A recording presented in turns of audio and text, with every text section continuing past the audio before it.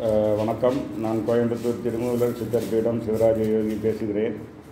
இப்போது திருமந்திரமும் சட்சக்கர நிரூபணமும் ஒரு ஒப்பீடுன்னா திருமந்திரம்னு வந்தால் இப்போ தமிழில் உள்ள இலக்கண விளக்கங்கள்லாம் கொடுத்து விளக்கி சொல்கிறது நிறைய பேராசிரியர்கள்லாம் இருக்கிறாங்க, புஸ்தகங்களே எழுதியிருக்காங்க.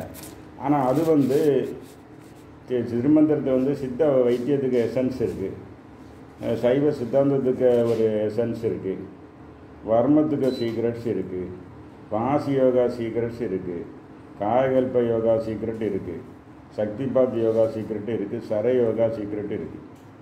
அப்போ இதில் என்ன ஆச்சுன்னா சக்கர ஆக்டிவேஷன், அதாவது சக்கர ஆக்டிவேஷனுக்கு இந்திய அளவில் பிரபலமான நூல் தான் சட்சக்கர நிரூபணம். அதில் தான் இந்த சக்கர ஆக்டிவேஷன் பண்ணால் என்ன பெனிஃபிட்டு, அதில் ஆதார மெர்ஜர், பஞ்சபூத மெர்ஜர், தேவதைகள் மெர்ஜர், இப்படி நிறைய விஷயங்கள் சொல்லியிருக்கு. அதை தான் ஃபாலோ பண்ணுறாங்க. ஆனால் அதே அளவு சட்சக்கர நிரூபணம் மாதிரி தமிழில் ஒரு நூல் இருக்குன்னா அது திருமந்திரம் தான். திருமந்திரத்தில் 100க்கு மேலான பாடல்கள் இருக்குது. அது சட்சக்கர நிரூபணத்தை இல்லாத விஷயங்களும் இருக்கிற விஷயத்தையும் சொல்லி இல்லாத விஷயங்களையும் சொல்லியிருக்காரு திருமந்திரத்தில். இதை மக்கள் அறியணும். சக்கர ஆக்டிவேஷன் நான் வகுப்படுத்திட்டுருக்கேன், ஆன்லைன் கிளாஸ் இருக்கேன், டைரெக்டாக கிளாஸ் எடுக்கிறேன். அதில் பல லெவல் இருக்குது. அது வழியாக நோய் தீர்க்கலாம். அது ஒரு ஹோலிஸ்டிக் ட்ரீட்மெண்ட்னு நானே அதை இது பண்ணி கேரளாவில் அதை பயன்படுத்திகிட்டு இருக்காங்க. ஸோ இந்த சட்சக்கர நிறுவனத்தில் உள்ள இது சக்கர ஆக்டிவேஷன் பண்ணால் என்ன பெனிஃபிட் இருக்குது இன்னும் உள்ளதை நம்ம இது சொன்னால், ஆத்ம முன்னேற்றம், முக்தி கிடைக்கணும். முக்தி கிடைக்கணுனாலும் சக்கர ஆக்டிவேஷன் வழியாக தான் அத்துவாக்களை சுத்தம் செய்ய முடியும்.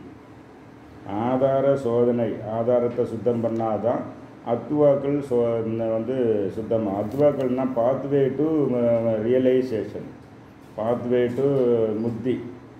அப்போ அது சுத்தமாகணும். சுத்தம் ஆனால் தான் இப்போ அத்துவாக்கள்னா என்ன, 6 அத்துவாக்கள்னால் மந்திரம், பதம், வர்ணம், அடுத்தது புவனம், அடுத்து தத்துவம், கலை. இந்த 6 தான் வழி. இந்த 6 பேசேஜ் பாத்வே கிளியர் ஆனால் தான் முக்தி கிடைக்கும்.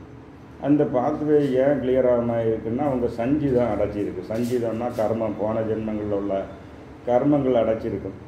எல்லாம் சன்னியாசிகள், இப்போ ரிஷிகேஷ் மற்ற இங்கெல்லாம் போனால் சன்னியாசிகள் எல்லோரும் முக்தியை தேட இருந்தாலும் எல்லாருக்கும் ஈஸியாக கிடையாது. அது சில ஆட்களுக்கு தான் சரி. அதுக்கு காரணம் அவங்க பாஸ்ட் கர்மா இந்த 6 இதுங்களையும் அடைச்சிட்டு இருக்கும். இதை சரி பண்ணினா மட்டும்தான் முக்தி.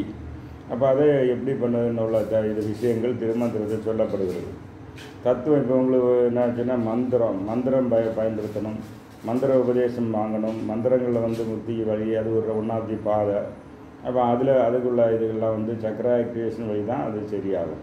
சக்கர ஆக்டிவேஷனில் உங்களுக்கு மூலாதாரம், அபானன் அண்ட் பிங்கலை இதை ஆக்டிவேட் பண்ணால் தான் நீங்கள் படிக்கக்கூடிய சொல்லக்கூடிய மந்திரங்கள் உங்கள் ஆஸ்ட்ரல் பாடியில் போய் உங்களுக்கு உதவும். அந்த மாதிரி உள்ளது. அடுத்து பதம்னுன்னா அந்த மந்திரங்களுடைய மீனிங், அதை சொல்லிய பாட்டின் பொருள் உணர்ந்து சொல்லுவார்னு சொன்ன மாதிரி அதுக்குடைய இதுகளும் அறிந்து உணரணும்னாலும் இந்த சக்கர ஆக்டிவேஷன் தேவை இருக்குது. சர்வ மந்திரமயி சக்தியே நமகான்னு சொல்லிக்கிட்டு உள்ள ஓப்பனிங் தான் உங்களுக்கு எங்கே இருக்குன்னா இது பிங்கலையில் அது இருக்குது. அடுத்தது வர்ணம், புவனம்னு சொல்லவிட்டோம். 224 புவனங்களுக்கு சக்கர ஆக்டிவேஷன் வழி சிவயோகி சஞ்சரிக்க முடியும். சிவயோகி அவர் தலையில் உள்ள ஒளி வட்டத்திலிருந்து புவனங்கள் 224க்கு தொடர்பு கொள்ள முடியும்னு உள்ள விஷயம் எங்கே இருக்குது, திருமந்திரத்தில் இருக்குது. அடுத்த தத்துவங்கள்னால் 36 தத்துவங்கள்.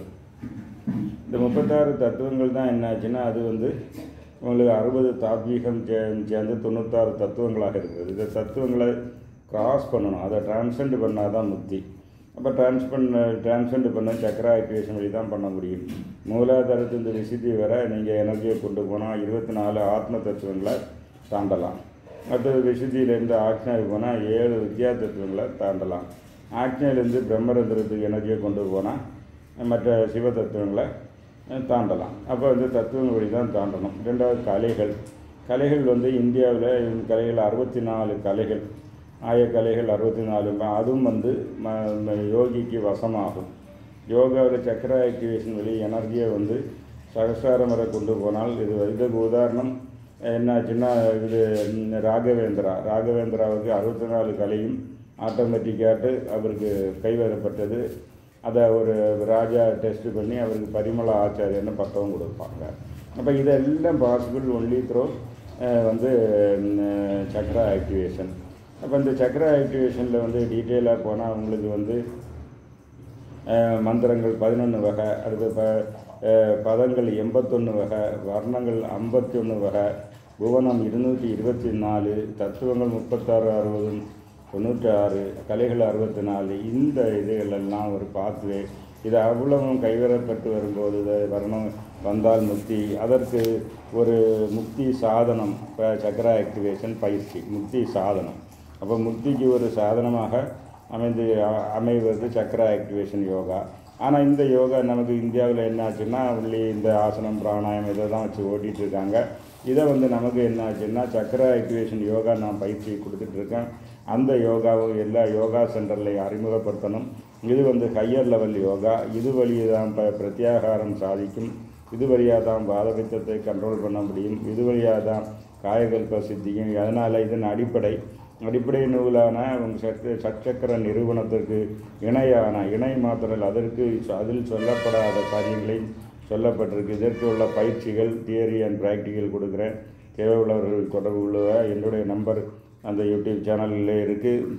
நன்றி, வணக்கம்.